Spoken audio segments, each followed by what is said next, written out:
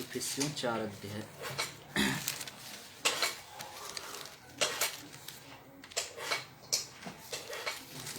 चार नहीं,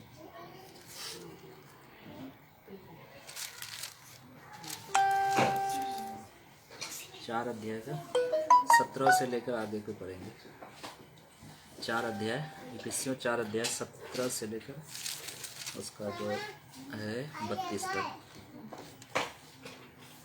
इसलिए मैं कहता हूँ, प्रभु में आग्रह करता हूँ, जैसा अन्यजाति लोग अपने मन की अनर्थ रीति पर चलते हैं, तुम अब से फिर ऐसे ना चलो, क्योंकि उनकी बुद्धि अंधेरी हो गई और उस अज्ञानता के कारण जो उनमें है और उनके मन की कठोरता के कारण परमेश्वर के जीवन से अलग किए हुए हैं, और वे सुन्न होकर लुचपन में लग गए हैं कि सब प्रकार के गंदे काम लालसा से क्या करें। पर तुमने मसीह की ऐसी शिक्षा नहीं पाई, वरन तुमने सचमुच उसी की सुनी और जैसा यीशु में सत्य है उसी में सिखाए भी गए हो, कि तुम पिछले चाल चलन के पुराने मनुष्यत्व को जो भरमाने वाली अभिलाषाओं के अनुसार भ्रष्ट होता जाता उतार डालो और अपने मन के आत्मिक स्वभाव में नए बनते जाओ और नए मनुष्यत्व को पहन लो, जो परमेश्वर के अनुरूप सत्य की धार्मिकता और पवित्रता में सिरजा गया है।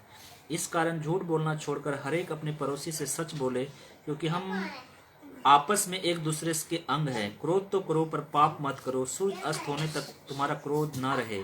न शैतान को अवसर दो, चोरी करने वाला फिर चोरी न करे, वरन भले काम करने में अपने हाथों से परिश्रम करे, इसलिए कि उसे जिससे प्रयोजन हो उसे देने के उसके पास कुछ हो। कोई गंदी बात तुम्हारे मुंह से ना निकले, पर आवश्यकता के अनुसार वही निकले जो उन्नति के लिए उत्तम हो, ताकि उससे सुनने वाले पर अनुग्रह हो। परमेश्वर के पवित्र आत्मा को शोकित मत करो, जिससे तुम पर छुटकारे के दिन के लिए छाप दी गई है। सब प्रकार की करवाहट और प्रकोप और क्रोध और कलह और निंदा और सब बैरभाव समेत दूर किए जाए। एक दूसरे पर कृपालु और करुणामय हो, और जैसा परमेश्वर ने मसीह में तुम्हारे अपराध क्षमा किए हैं, वैसे तुम भी एक दूसरे के अपराध क्षमा करो। धन्यवाद प्रभु जी, सुंदर समय के लिए, सुंदर दिन के लिए, सुंदर वचन के लिए। प्रभु जी आप हमारे अगुवाई करें प्रभु जी इस वचन को सीखने में। प्रभु जी जो कुछ हम सीखते हैं प्रभु जी उस वचन पे हम अमल कर सके, और उसके द्वारा उस वचन के द्वारा हम जीवन पा सके, क्योंकि आपका वचन में जीवन है प्रभु जी, क्योंकि ये वचन जीवित है और लोगों को जीवन देता है और लोगों के जीवनों को बदलता है। प्रभु जी होने दे प्रभु ये वचन हमारे जीवनों को बदल सके, हमारे जीवनों में परिवर्तन ला सके। प्रभु जी सारा आदर, सारा महिमा, सारा जता आपको देते हुए, आपकी पवित्र आत्मा का अगुवाई को मांगते हुए इस प्रार्थना हमारे उद्धार करता प्रभु यीशु मसीह के नाम से मांगते हैं, आमीन। यहाँ पे पौलुस हमें बहुत सारी बातें बताता है कि हम मसीह में एक हैं, हम अब अन्य जातियों के समान नहीं हैं, पर हम परमेश्वर की संतान हैं, और हमें एकता में रहना है, और हमें कैसा जीवन जीना है। अब यहाँ पे 4 अध्याय 17 आयत में बताता है कि हमारा जीवन कैसा होना चाहिए, किस तरह इस संसार में जीवन जीना चाहिए, क्योंकि हम अब संसार के नहीं रहे, बल्कि हम परमेश्वर की संतान ठहर चुके हैं। और हम जब परमेश्वर की संतान है तो हमें किस प्रकार हमारा चाल चलन होना चाहिए, क्योंकि हम पहले इस संसार में भटकी हुई भेड़ों के समान थे, जैसा बाइबल बताती यशायाह में कि हमारा कोई चरवाहा नहीं था। लेकिन अब हमारा क्या है, एक चरवाहा है जो हमें चराता है। हम भटकी भेड़ों के समान नहीं है, बल्कि हम हमारा एक लीडर है जो जिसका नाम प्रभु यीशु मसीह है, वो हमें अगुवाई करता है। और उसने वचन में बोला है कि जो मेरी भेड़ें हैं वो मेरा शब्द सुनती है और वो मेरे पीछे हो लेगी। अगर हम उसकी भेड़ें सच में हैं तो आज हम उसके शब्द को सुनेंगे और हम प्रभु के पीछे हो लेंगे, अर्थात उस वचन के अनुसार हम चलने की कोशिश करेंगे। और पर जो भेड़ों का चरवाहा है जो खुद प्रभु यीशु मसीह है वो हमारी अगुवाई करेगा। यहाँ पे पौलुस लिखता है कि 4:17 में, इफिसियों 4:17 में, इसलिए मैं यह कहता हूँ कि तुम प्रभु में आग्रह करता हूँ कि जैसे अन्य जाति लोग अपने मन की अनर्थ रीति पर चलते हैं, तुम अब से फिर ऐसे ना चलो।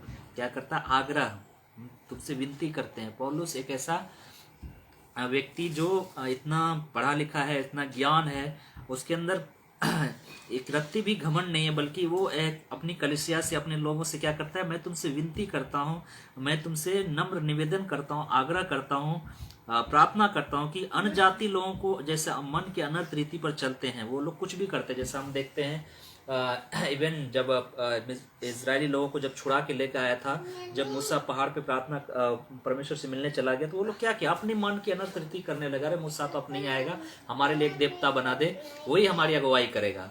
तो वो अब जब मन की अनर्थ रीति पर चलने लगे, उसने क्या किया, मूर्ति बना लिया, डांस करने लगे, सब नंगे पुंगे हो गए और अपनी जो इच्छा हो वो करने लगे। आज के दिन में भी अन्य जाति लोग उसकी मर्जी है, किसी कभी नया देवता बना लेते हैं, कभी कुछ बना लेते हैं, कभी कुछ करने लगते हैं, कभी ऐसे ऐसे फेस्टिवल मनाते हैं जिसका कोई लेना देना नहीं है। उसको मन में जो आता है वही वो करता है। वो मन की अनर्थ रीति पर चलते हैं। क्यों? क्योंकि वो एक ऐसे ईश्वर की आराधना करते हैं जो उसको नहीं डांट सकता है, जो उसको दंड नहीं दे सकता, जिसका उसके भय नहीं है। अगर वो सांप की आराधना भी करे, उसको पता है ये सांप मिट्टी है, ये मूर्त है, ये मेरा क्या बिगाड़ रहा है, कुछ नहीं बिगाड़ ले। उसको दूध भी चढ़ा ले, उसको जाके नदी में फेंक भी आए, उसको कोई फर्क नहीं पड़ता, क्योंकि उसको एक अंदर से ये डर नहीं है कि ये हमें दंड भी दे सकता है, ये हमें मार भी सकता है। इसलिए उसकी मर्जी है, वो कुछ भी करते हैं। भांग भी पीते हैं, वो चरस भी खाते हैं, गांजा भी खाते हैं। आज जैसे हम देख सकते हैं बॉलीवुड में किस प्रकार लोग एक वो ड्रग्स लेने के जुर्म में उसे जेल में अंदर कर दिया। ऐसे ड्रग्स हम देख सकते हैं कि जब यात्रा निकलती है, हम जानते हैं हिंदू धर्म में कि कितने लोग चरस गांजा इतने लोग पीते हैं, खुलेआम पीते हैं, लेकिन फिर भी उसको नहीं पकड़ते हैं। तो हम इस बात को हम देख सकते हैं, वो लोग मन के अनर्थ रीति पर चलते हैं। और हम भी पहले अन जाते थे, हम भी पहले गलत काम करते थे, हम भी लोगों को गालियां देते थे, हमारी मन इच्छा जैसे होती थी वैसे हम करते थे। जिसको गाली देना उसको गाली दे देते थे, जिसको मारना था उसको मार देते थे, अपने परिवार वालों को बुला भरा कर देते थे, अपने माँ बाप को उल्टा सीधा हम बोल देते थे। क्यों? क्योंकि हम संसार के अधीन थे, अर्थात शैतान के अधीन थे। वो शैतान हमसे जो करवाना चाहता था हम उसके लिए करते थे। हम पहले किसके गुलाम थे? शैतान के गुलाम थे। आज हम किसके गुलाम हैं? हम मसीह यीशु के गुलाम, हम उसके दास हैं। आज हम दो तरफ है, या तो हम शैतान की तरफ है या तो हम परमेश्वर की तरफ है। यहाँ पे लिखा है कि जैसे अन्य जाति लोग अपने मन के अनर्थ रीति पर चलते, तुम अब से फिर ऐसे ना चलो। यहाँ पे किसको लिख रहा है? अन्य जाति लोगों को नहीं लिख रहा है, बल्कि एक कलीसिया को लिख रहा है जो इफिसुस में है। इफिसियों की कलीसिया को ये पत्र लिख रहा है। इफिसियों के लोग, एक मसीह लोग, एक विश्वासी लोग कैसे चाल चलन चल रहे थे? जैसे अन्य जाति लोग चलते हैं। अरे वो मुझसे बात नहीं करता, मैं भी उससे बात नहीं करूंगा। अरे उसने मेरा दिल दुखा दिया था, आज उसके बाद उसके घर भी नहीं जाऊंगा। अरे उसने मुझे गाली दी, चलो उसकी ऐसी तैसी करते थे। यानी जैसे अन्य जाति लोग चाल चलन चलते थे, जैसे अन्य जाति लोग गाली देते थे, झगड़ा करते थे, लुचपन करते थे, बुराई करते थे, ऐसे ही इफिसियों से कलीसिया में कुछ लोग थे जो अन्य जाति के लोगों के समान मन की अनर्थ रीति पर चलते थे। तो सोचो, एक विश्वासी बपतिस्मा लिया हुआ उद्धार पाया व्यक्ति इस तरह से चल रहे थे। पौलुस उनको समझा रहा था उस कलीसिया का, ऐसे हमें नहीं चलना है। क्यों? क्योंकि हम अब परमेश्वर की संतान हैं। अब हमें अन्य जाति के समान मन की अनर्थ रीति पर नहीं चलना, जो हमारा मन आए वही करेंगे। नहीं, अब हमारे अंदर किसका मन है? मसीह का मन है, परमेश्वर का मन है। वो जो बोलेगा वो हम करेंगे। तो यहाँ पे लिखा है, अन्य जाति लोग अपने मन की अनर्थ रीति पर चलते, तुम अब से फिर ऐसे ना चलो, क्योंकि उनकी बुद्धि अंधेरी हो गई है और उस अज्ञानता के कारण जो उसमें है, और उसके मन की कठोरता के कारण वो परमेश्वर के जीवन से अलग किए हुए हैं। परमेश्वर ने क्यों अलग किया अन्य जाति लोगों को? क्यों हमारे परिवार के लोग, हमारे आसपास के लोग परमेश्वर को नहीं जानते हैं? क्यों? क्योंकि उनकी बुद्धि अंधेरी हो गई है। क्या हो गई है? उनकी बुद्धि अंधेरी हो गई है। शैतान ने उसकी बुद्धि को अंधा कर दिया, उनकी आंखों को अंधा कर दिया है। जब वो पट्टी खुलेगी, जब वो अंधकार उसकी आंखों के सामने सटेगा, तभी वो प्रभु की ज्योति को देख पाएगा। तो यहाँ पर हम देख सकते हैं, क्योंकि उनकी बुद्धि अंधेरी हो गई है उस अज्ञानता के कारण जो उसमें है। उसकी बुद्धि अंधेरी क्यों हो गई? क्योंकि उसके अंदर खुद अज्ञानता है। वो इतना जानने के बावजूद भी परमेश्वर कोई जानवर नहीं है, कोई पशु नहीं है, कोई पक्षी नहीं है, फिर भी उसने अविनाशी परमेश्वर को क्या रूप दे दिया? विनाशी परमेश्वर का रूप दे दिया, जो विनाश हो सकता है उसको जानवर का रूप दे दिया, उसको कीड़े मकोड़ों का रूप दे दिया, उसको मनुष्यों का रूप दे दिया। किसकी अज्ञानता? उसके कारण जो अज्ञानता है उसके अंदर, उस अज्ञानता के कारण और उसके मन की कठोरता के कारण वे परमेश्वर के जीवन से क्या है? अलग किए हुए हैं। तो यहाँ पे आगे बताता है, वे सब सुन्न होकर लुचपन में लग गए हैं। क्या है? वो सुन्न हो गए, उसके अंदर कोई बुद्धि समझ नहीं है, और उसका जो अंदर का जो विवेक है वो बिल्कुल मर चुका है, वो सुन्न हो चुका है। उसको उन पे कोई असर नहीं है, कोई उसको कुछ भी बोले उसको कोई फर्क नहीं पड़ता। वो सुन्न होकर क्या हो गए? लुचपन में लग गए हैं। सब प्रकार के गंदे काम लालसा से क्या करे? क्या कर रहा है? सब प्रकार के गंदे काम बड़ी लालसा से करते हैं। दारू भी पीते हैं तो खुलेआम दिखा के पीते हैं। अभी हम कल के दिनों में शायद पढ़ रहे, वो सही है नहीं है पता नहीं। अब सरकार क्या कर रहा है, महिलाओं के लिए अलग से बियर बार खोलेगा। महिलाएं लोग अब अलग से उसके लिए बियर बार खोलेगा। वो महिला लोग महिला बियर बार में जाएंगे, पुरुष लोग पुरुष बियर बार में जाएंगे। तो यानी गंदे काम भी करते हैं तो बड़ी लालसा के साथ करते हैं, बड़े इज्जत के साथ करते हैं। सोचिए कितना अच्छा काम कर रहे हैं। तो क्यों? क्योंकि उसके अंदर जो विवेक है ना, जो सोचने की शक्ति है, जो उसको ये एहसास दिलाता है कि मैं गलत कर रहा हूँ, वो मर चुका है। वो क्यों मरा है? क्योंकि खुद की अज्ञानता के कारण, खुद की उसके अंदर जो मूर्खपना, उसके कारण उसका विवेक मर चुका, कठोर हो चुका। और वो लोग परमेश्वर के जीवन से अलग किए हुए हैं। परमेश्वर ने अलग नहीं किया, बल्कि खुद उनकी अज्ञानता के कारण वो परमेश्वर से अलग हो गए। वो समझना नहीं चाहते, वो सुनना नहीं चाहते हैं। इसलिए लिखा है कि वो ऐसा ना हो कि वो आंखों से देखे और समझे, और कानों से सुने और समझे और मन फिराए। इसलिए हम यहाँ पे देखते हैं कि सब प्रकार के गंदे काम, कितने सब प्रकार के लालसा से किया करे, पर तुमने मसीह की ऐसी शिक्षा नहीं पाई। लेकिन तुम ऐसा नहीं करना है। यहाँ पे हम देख कहने का मतलब पौलुस इस कलीसिया में कुछ लोग थे जो गंदे काम बड़ी लालसा से करते थे, जैसा अन्य जाति लोग करते थे। लेकिन पौलुस कम समझाता है, तुमने ऐसी शिक्षा नहीं पाई, तुम्हें मैंने ऐसे नहीं सिखाया कि तुम गंदे काम करो, तुम लोगों को गालियां दो, तुम बुरा भला को, तुम दारू पियो, सिगरेट पियो। तुम्हें मैंने ऐसी शिक्षा नहीं दी, मसीह की ऐसी शिक्षा नहीं है। तुमने मसीह की ऐसी शिक्षा नहीं पाई है, वरन तुमने सचमुच उसी की सुनी, और जैसा मसीह यीशु में सत्य है उसी में सिखाए गए हो, कि तुम पिछले चाल चलन के पुराने मनुष्य तत्व को, जो भरमाने वाली अभिलाषाओं के अनुसार भ्रष्ट होता जाता है, उतार डालो। हमारा जो पिछला चाल चलन है, जो भरमाने वाला है, जो हमें क्या करता है, भरमाता है। कभी कभी वो पिछला चाल चलन हमें आकर्षित करता है, हमें पीछे की ओर खींच के लेकर जाता है। अरे पिछला जीवन ही सही था, कितने अच्छे अच्छे दोस्त थे, कितने अच्छे अच्छे लोग थे, पार्टी करते थे, रात में 12-12 बजे जगते थे, फिल्में देखते थे, इधर जाते थे उधर जाते थे, कितना मजा आता था, वही जीवन सही था। कभी कभी वो जीवन हमें आकर्षित करता है और हमें ऐसे दोस्तों के बीच में लेके भी चला जाता है। लेकिन हमें याद रखना है कि हमें खुदा ने हमें चुना है। हम अन्य जाति नहीं रहे, बल्कि हम परमेश्वर के संतान हो गए, हम स्वर्गीय वारिस हो गए हैं। हमें नया जीवन मिला है, और हमें याद रखना है कि हमें पिछला चाल चलन, जो पुराना मनुष्य तत्व है जो भरमाता है, हमें उसको हमें उतारना है, और हमें मसीह को पहनना है। जो हमारा खुद का वस्त्र है, उस धार्मिकता का वस्त्र है, खुद मसीह है, उसको हमें धारण करना है। इसलिए लिखा है कि पुराने मनुष्य तत्व को, जो भरमाने वाले अभिलाषाओं के अनुसार भ्रष्ट होता जाता है, उतार डालो। क्या करो? उतार डालो। यहाँ पे खुद प्रभु यीशु मसीह ने, बेटा मैं तुम्हारा उतार देता हूँ, चलो तुम्हारे अंदर गंदे काम आ रहे हैं, चलो दूर हो जा गंदे काम। ऐसा नहीं होगा, बल्कि आपको वो खुद करना है, खुद आपको प्रार्थना करनी, प्रभु हमारे अंदर ये बुरी लालसा, ये गंदे काम आ रहे हैं, प्रभु आप इन अपने वचनों के द्वारा इन सब चीज़ों को निकाल, प्रभु आप अपने वचनों को हमारे अंदर भरे, ताकि इन गंदे काम की लालसा जो हमारे जीवन में आते वो दूर हो सके। आपको पहल खुद करनी पड़ेगी, बाकी परमेश्वर उसके बाद अपना काम करेगा। इसलिए लिखा है पहला कदम आपका होना चाहिए। जब आप आगे बढ़ेंगे तब मसीह आपके लिए 2 कदम चल के आएगा। हम इस कहानी हम देखते हैं कि जब वो अंधा व्यक्ति जब उसको चंगा किया गया तो उसको बोला कि तू कैसे चंगा हो गया।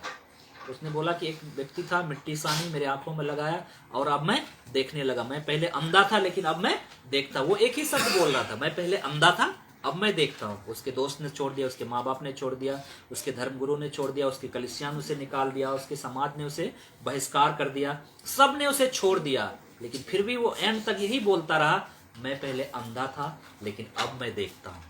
और प्रभु यीशु मसीह उसके लिए चल के आया जब उसको निकाल दिया गया। इसलिए जब हम प्रभु यीशु मसीह के लिए कदम उठाते कि मैं यीशु के लिए जीऊंगा, चाहे लोग हमें कुछ भी करे। वो चाहता था कि वो पुराने जीवन में आए, तू मसीह को छोड़ दे। उसको बोला गया तू मसीह का नाम ना ले, तू छोड़ दे तो मैं तुम्हें नहीं निकालूंगा। और उससे मारा गया, उसे धक्के मार के निकाल दिया, लेकिन उसने मसीह का इनकार नहीं किया। इसलिए जब हम हमारा पुराना जीवन हमें पीछे घिसने की कोशिश करे, हमें पाप में गिराने की कोशिश करे, तो हम एक ही बात बोले, मैं पहले अंधा था लेकिन अब मैं देखता हूँ। अब मैं कभी ये गलत काम नहीं करूंगा, अब कभी मैं पापों में नहीं फंसूंगा, कभी मैं बुरे काम गंदे काम की लालसा नहीं करूंगा। क्यों?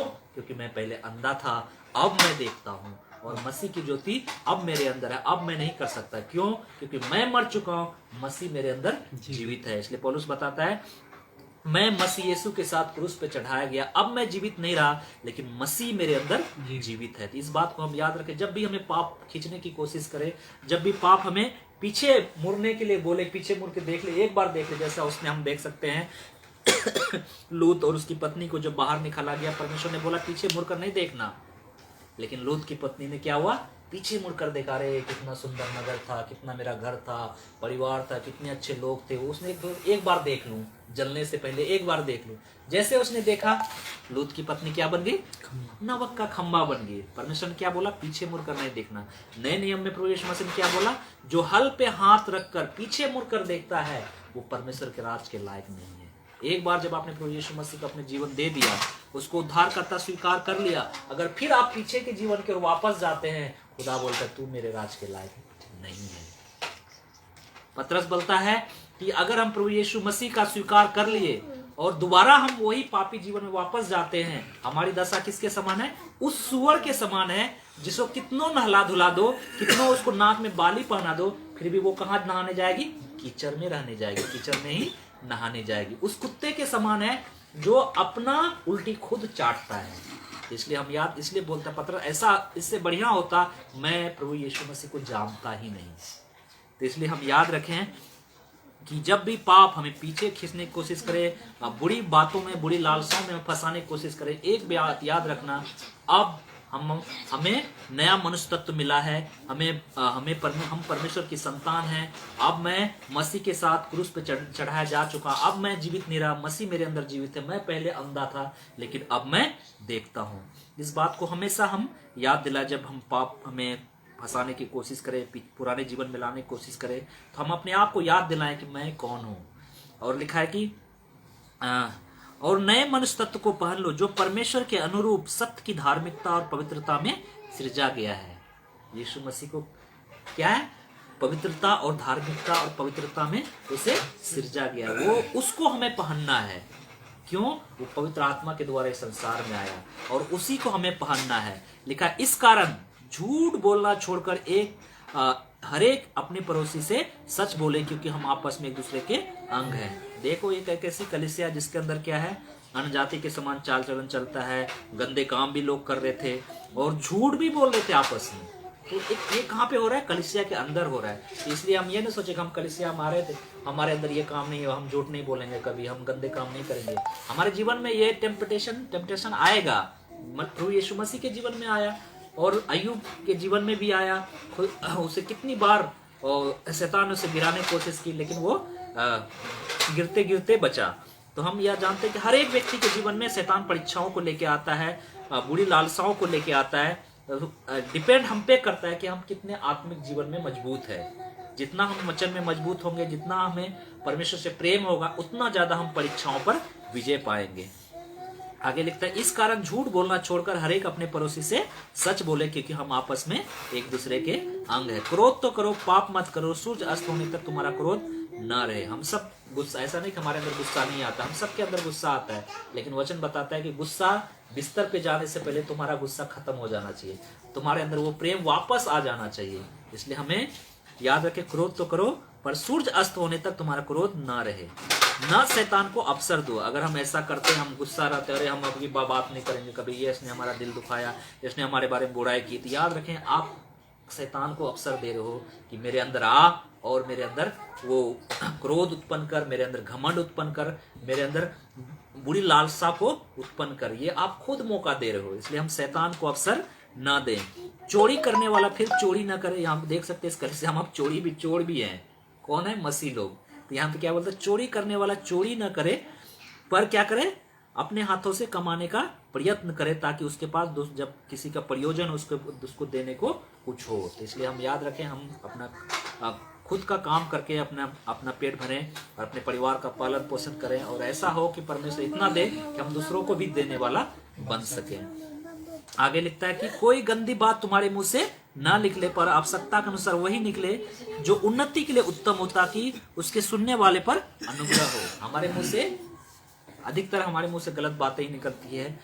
यहाँ पौलुस बताता है कि हमें कोशिश करना है कि हमारे मुंह से कोई गंदी बात ना निकले, बल्कि ऐसी बात निकले जो उसके आत्मिक जीवन के लिए उत्तम हो, उन्नति के लिए उत्तम हो।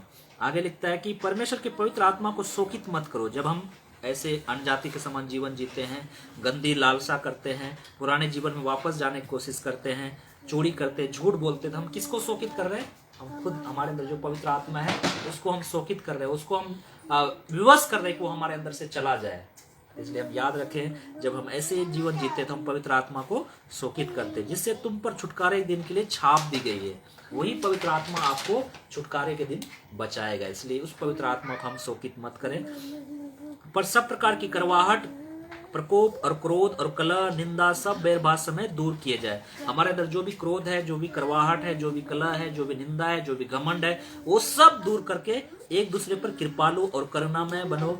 जैसे परमेश्वर ने मसीह में तुम्हारे अपराध क्षमा किए, तुम भी एक दूसरे के अपराध क्षमा करो। हमारे अंदर कोई क्रोध है, कलह है, निंदा है, बैरभाव है, कोई भी बातें घमंड है, सबको दूर करो और एक दूसरे को माफ करो, क्षमा करो, क्योंकि खुदा ने आपको क्षमा किया। जब परमेश्वर ने हमारे पापों को क्षमा किया तो इस संसार में हमारे विरुद्ध लोग चाहे कितनों भी गंभीर हमारे विरुद्ध में पाप किए हैं तो हमें क्षमा करना है, क्योंकि परमेश्वर ने हमारे ऐसे पापों को क्षमा किया जो क्षमा के लायक नहीं था। हमें नरक में डालने के लायक था, हमें वो आग में जलने के लायक था, लेकिन खुदा ने ऐसे पापों को क्षमा किया। हम जैसे पापियों को क्षमा किया तो हमें भी एक दूसरे के अपराधों को क्षमा करना है और हमें एक दूसरे के प्रति दयालु और कृपालु बनना है, क्योंकि हमारा परमेश्वर दया में धनी था, इसलिए वो हमारे ऊपर दया किया था। हमें भी दूसरे के ऊपर दया दिखानी चाहिए। तो यहाँ पे पौलुस वही बताता है कि हमें मसीह में कैसा नया जीवन जीना चाहिए।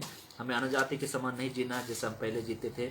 हमें लुचपन में नहीं लगना है, हमें गंदे काम नहीं करना है, बल्कि हमें नए मनुष्य तत्व को पहनना है, पुराने मनुष्य तत्व को उतारना है।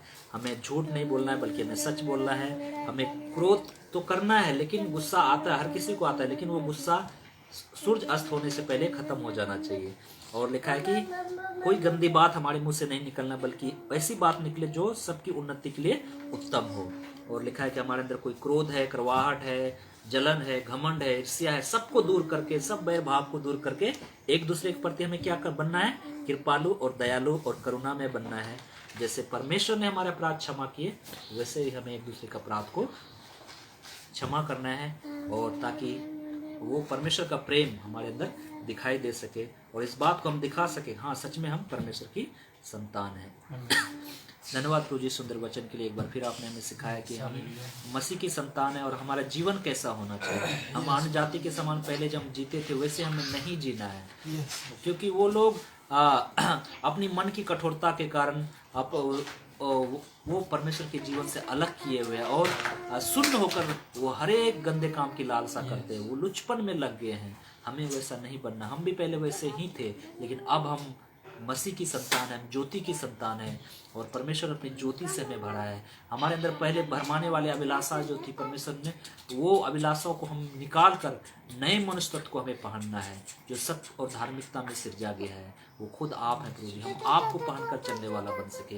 हम इस बात को याद रखें कि मैं मर चुका लेकिन मसीह मेरे अंदर जीवित है। मैं पहले अंधा था लेकिन अब मैं देखता हूँ। अब मैं कभी बुरे काम की लालसा नहीं करूँगा, कभी गंदे काम की लालसा नहीं करूँगा, क्योंकि मैं मसीह में हूँ। अब मैं नहीं बल्कि मसीह मेरे अंदर जीवित है। मैं अंधा था, अब मैं देखता हूँ।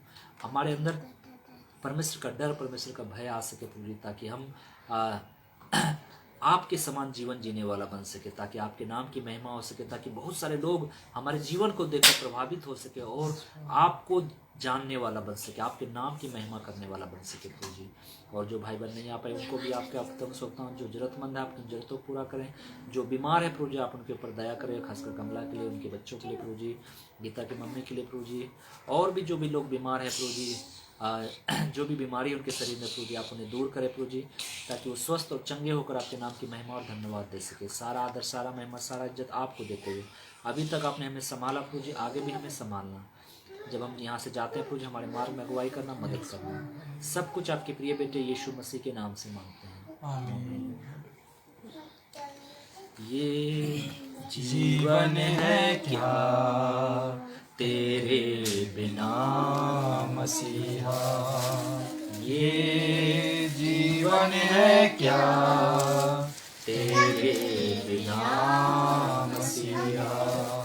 मार्ग ढूंढता हूँ जिस पे कि तू चला है, मार्ग ढूंढता हूँ, जिस पे कि तू चला है। ये जीवन है क्या तेरे बिना मसीहा। पहले मन में सोचा, फिर दिल में मेरे जागा। पहले मन में सोचा, फिर दिल में मेरे जागा। अर्पण में करता हूँ तुझको जीवन ये मेरा मसीहा। ये जीवन है क्या तेरे बिना मसीहा। ये जीवन है क्या तेरे बिना मसीहा। अब दिल की चाह यही है, तुझ में ही डूबा रहूं मैं। अब दिल की चाह यही है, तुझ में ही डूबा रहूं मैं। मिलता रहे साथ तेरा कृपा और महान। ये जीवन है क्या तेरे बिना मसीहा। ये जीवन है क्या तेरे बिना मसीहा। तेरे बिना मसीहा। परमेश्वर का प्रेम, प्रभु यीशु मसीह का अनुग्रह और पवित्र आत्मा की सहभागिता अब से लेकर हमेशा तक हम सबके साथ बनी रहे। आमीन। हालेलुया।